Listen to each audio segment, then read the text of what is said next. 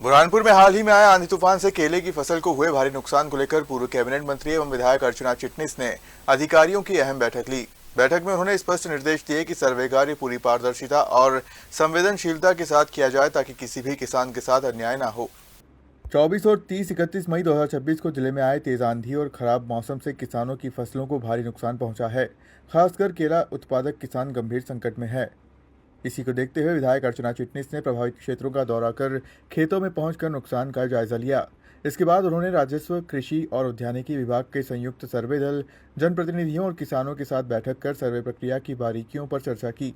बैठक में अर्चना चिटनिस ने अधिकारियों को निर्देश दिए कि केला फसल का सर्वे केवल पौधों की संख्या के आधार पर नहीं बल्कि वास्तविक क्षति के प्रतिशत के आधार पर किया जाए।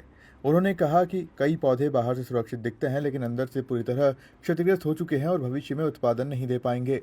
अर्चना चिटनिस ने बताया कि राज्य सरकार RBC 6/4 के तहत 50% से अधिक नुकसान पर प्रति हेक्टेयर 2 लाख रुपए तक मुआवजे का प्रावधान कर रही है। साथ ही उद्यानिकी फसलों को बीमा दायरे में लाने पर भी काम चल रहा है। बुरहानपुर का किसान तो बहुत परिश्रमी, बहुत रिस्क लेकर काम करने वाला और एक प्रकार से हम जिसको कहते हैं कि बहुत एडवांस तरीके से समय से आगे चलने वाला किसान। विगत कुछ दिनों में आंधी तूफान के कारण, उससे पहले ओलावृष्टि के कारण दिक्कत हुई। मध्य प्रदेश की सरकार वो एकमात्र सरकार है जिन्होंने 2 लाख रुपया प्रति हेक्टेयर का up till the extend of 6 lakh रुपए का मुआवजा प्रति किसान को मिलने का प्रावधान RBC 6/4 में अगर किसी प्रदेश में है तो हमारे मध्य प्रदेश में। हमारे देश के कृषि मंत्री भी मध्य प्रदेश के हैं और मध्य प्रदेश के मुख्यमंत्री वो भी किसानों के प्रति बहुत संवेदनशील। मैंने कल माननीय मुख्यमंत्री जी से भी बात की और मुझे लगा कि सरकार ने जो करना है वो सरकार ने निर्णय करा है पर उसका क्रियान्वयन जमीन पे ठीक होना चाहिए। तो आज आप देखें, सभी पटवारियों को हम साथ लेके बैठे, उद्यानिकी विभाग के अधिकारी कर्मचारियों को साथ लेके बैठे,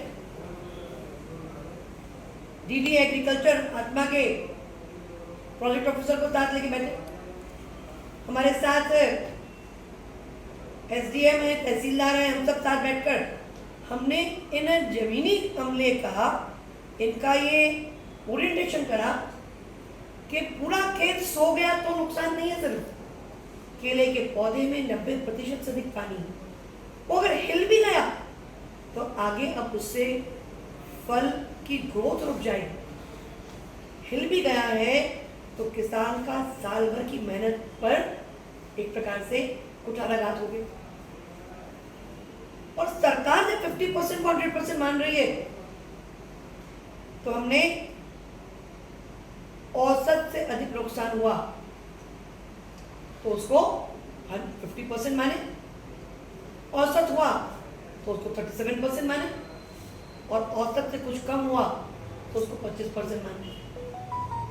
और ये सारा आकलन कर इसको सार्वजनिक करें, पंचायत में इसको पब्लिक डिक्लेरेशन हो, किसी को आपत्ति हो तो तहसीलदार के ऑफिस में 3 दिन के अंदर आपत्ति कर लेगा और किसान की आपत्ति पर उन्हें जांच हो जाए। पर इस सारी प्रक्रिया 15 दिन में पूरी हो, इसका SOP विभाग जारी करे। ऐसा मैं आज कलेक्टर बुरहानपुर से भी बात करूंगी और मैं आपके माध्यम से भी बताना चाहूंगी कि मध्य प्रदेश की कैबिनेट ने वेदर स्टेशंस का अप्रूवल दे दिया है।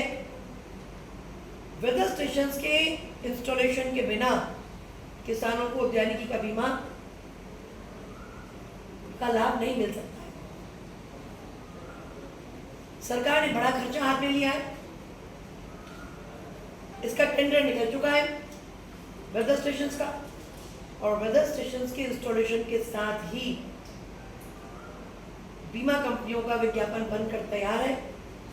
मैं लगातार एग्रीकल्चर के PS और हॉर्टिकल्चर के PS दोनों से संपर्क में हूँ और मैं समझती हूँ कि आने वाले 5, 6 या मैक्सिमम 7 एक महीने के अंदर ये प्रॉब्लम रिजॉल्व होगी और जब तक उद्यानिकी फसलों का बीमा आने वाले कुछ माह में नहीं होगा, तब तक RBC 64 के अंतर्गत हर नुकसानी का किसान को अधिकतम लाभ मिले, इसको हम सब जनप्रतिनिधि, प्रशासन सब मिलकर सुनिश्चित करें।